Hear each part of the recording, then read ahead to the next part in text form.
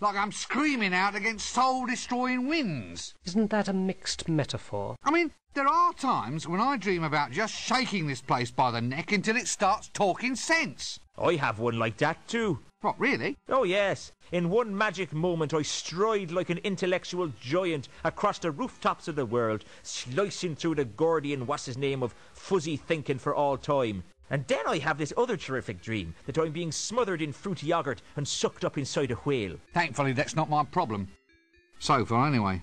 We can but hope. Look, does anyone know why this luggage keeps following me? Ah, that's sapient pearwood, that luggage is. There's no getting rid of it. It'll follow you everywhere. Sapient pearwood? They once used it to make containers for grave goods. I suppose someone hoped that you really could take it with you. The chest is in fact the luggage. The luggage is made of sapient pearwood, and once it attaches itself to somebody, it will follow that person everywhere. Just like a little puppy. It is like a runaway suitcase, albeit one with lots of little pink legs. In this game, the luggage is a convenient storage device, not to mention a convenient homicidal maniac, should one be required.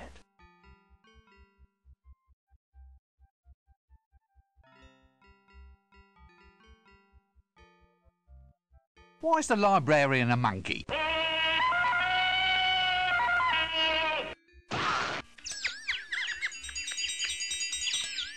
Did you get the number of that donkey cot? He's not one of them. He's an orangutan. But it's the same thing. Did you get the number of that donkey cot? The actual orangutan is one of the great apes, an arboreal denizen of the subtropical rainforest. If you ever want to go far in life, you must learn the value of proper nomenclature. Nomenclature? But what's the difference between calling him an orangutan or a monkey?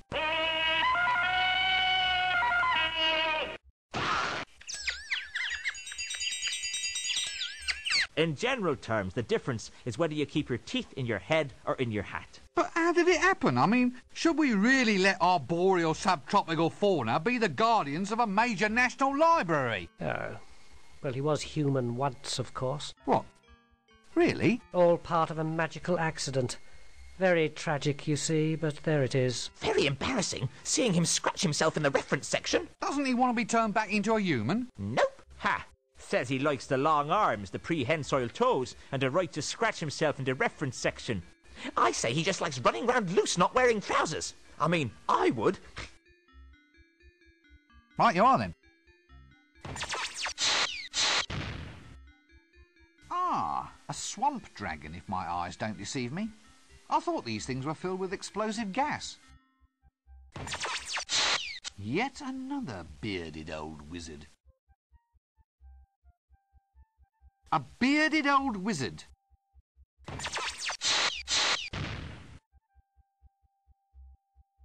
So look, as an aged wizard, I mean, you know, as someone who's climbed to the very depths, is there any advice you feel you might like to pass on? I mean, a few words of guidance, perhaps to one who hopes to follow in your pointy footsteps? Ah, yes. Well, young fellow-my-wallpaper, well, I'd say that of all lessons in life, always learn to expect the unexpected.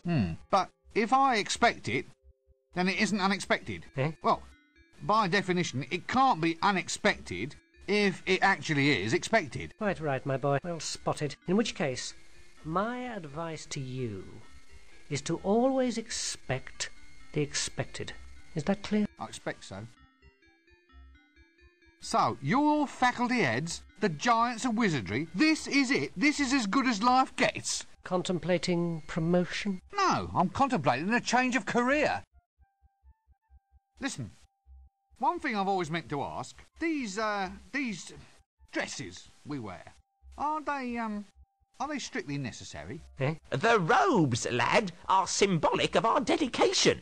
You see, this is not so much a calling, a profession, as a condition of mind.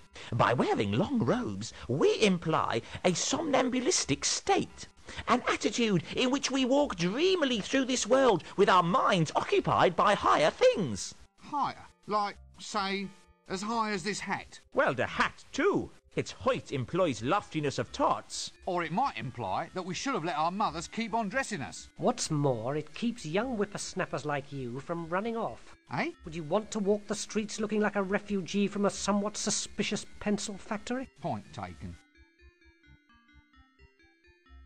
Is this all you do all day? Just sit and make a public nuisance of yourself? I'm reserving my powers. What powers? Well, for a start, I can read your mind. Really? What do you see? Not much. You must have the big print version. Well, excuse me, I think there's someone calling me.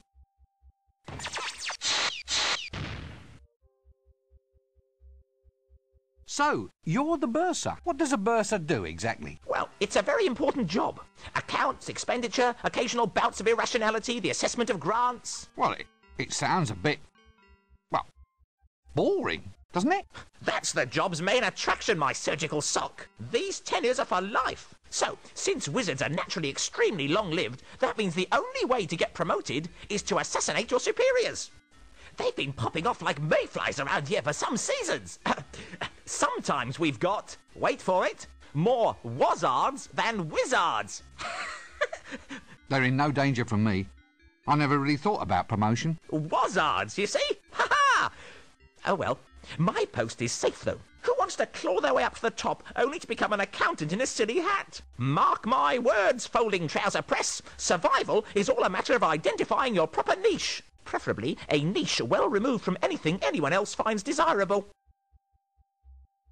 So you're the, The bursar. Oh, thank heavens. I'd hate to have forgotten the name of someone useful.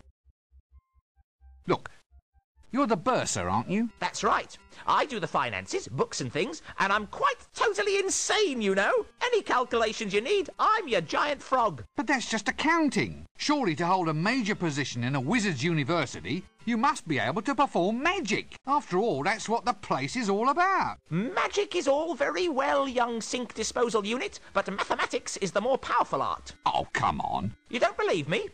Very well, Mr. So-called scented furniture polish.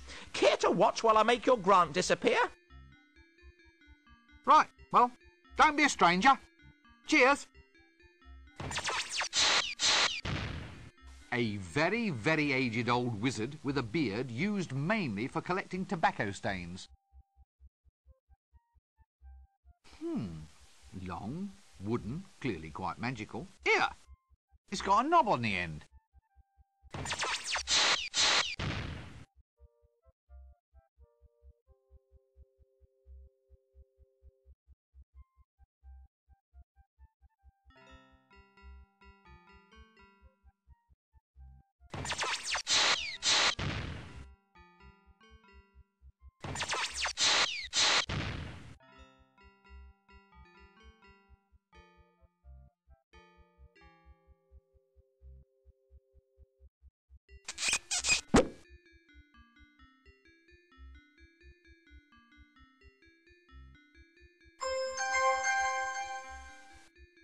That doesn't work.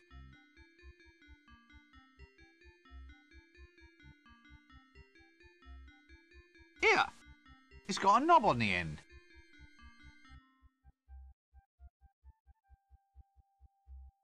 Hey? A girl? What's a girl doing in here? I'm not a girl. Why are you wearing a dress? It's a wizard's robe, not a dress. I knew a girl's dress once. Splendid lass. Very good at pickling. Yes, very good at pickling eels, she was. Well, I once knew a girl too, of course. Of course? Oh, why are you of course?